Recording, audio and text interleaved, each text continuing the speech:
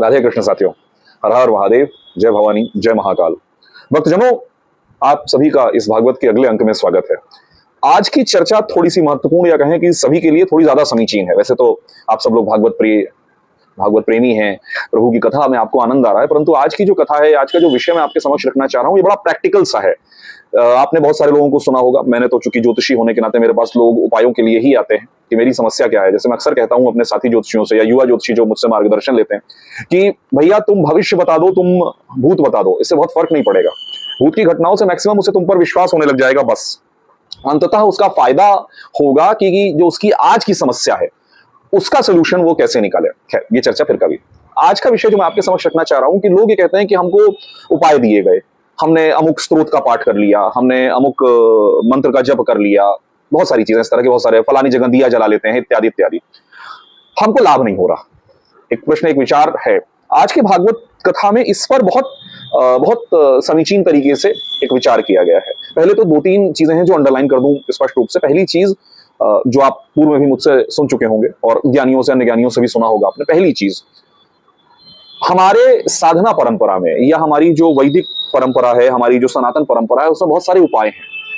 अमुक उपाय अमुक व्यक्ति को लग गया, इसका मतलब आप भी वो कर लें और आपको लाभ हो जाए, ऐसा नहीं होता। उदाहरण स्वरूप मेरे पास मेरे एक घनिष्ठ मित्र हैं, उनकी बेटी को कुछ समस्या हुई, मानसिक समस्या थी, विशेष समस्या थी, कुछ और था, मैं उससे ज्यादा नहीं जाऊंगा। वहां पर मैंने महादेव की कुछ उपायों के साथ साथ उनको गणेश जी के उपाय बताए। व्यवहारिक रूप से या बाहर से देखने के निमित्त में उनके परिवार की एक और महिला को लगभग वैसी ही स्थिति है। उन्होंने मुझे फोन किया तो मैंने शुरू करवाया, लेकिन अब की बार आदर्श स्थिति में उनको सिर्फ महादेव के उपाय करवाने चाहिए। क्योंकि महादेव के उपाय, अभी मैंने कुंडली नहीं देखी इसलिए मैं सटीक नहीं बता पा रहा था, जनरल बोल दिया क्योंकि नवरात्र में कुंडली देखता नहीं मुख्य रूप से। तो इसी तरह से सेम समस्या, यानी वही समस्या आपको हो रही है और वही समस्या मुझे हो रही है या एक तीसरे व्यक्ति को हो रही है, तो उसी समस्या का वही उपाय हो ऐसा जरूरी नहीं है। हर व्यक्ति के लिए उसी एक समस्या के, यानी आपको भी पैसा आपके हाथ में भी नहीं रुकता, मेरे हाथ में भी नहीं रुकता और अमुक व्यक्ति के हाथ में भी नहीं रुकता, इसके कई सारे उपाय हो सकते हैं, लेकिन सबके अलग हों ऐसी संभावना ज्यादा है। यानी आपकी कुंडली में, मान लीजिए मेरी कुंडली में मेरे हाथ में पैसा इसलिए नहीं रुकता या मेरे पास संचित धन इसलिए नहीं होगा कि शनिदेव का ऐसा प्रभाव है, तो मुझे महादेव से जुड़े उपाय करने चाहिए। या अब किसी कुंडली में मान लीजिए राहु की वजह से पैसा ना रुक रहा हो, तो वहां उपायों की परंपरा पद्धति दूसरी होगी।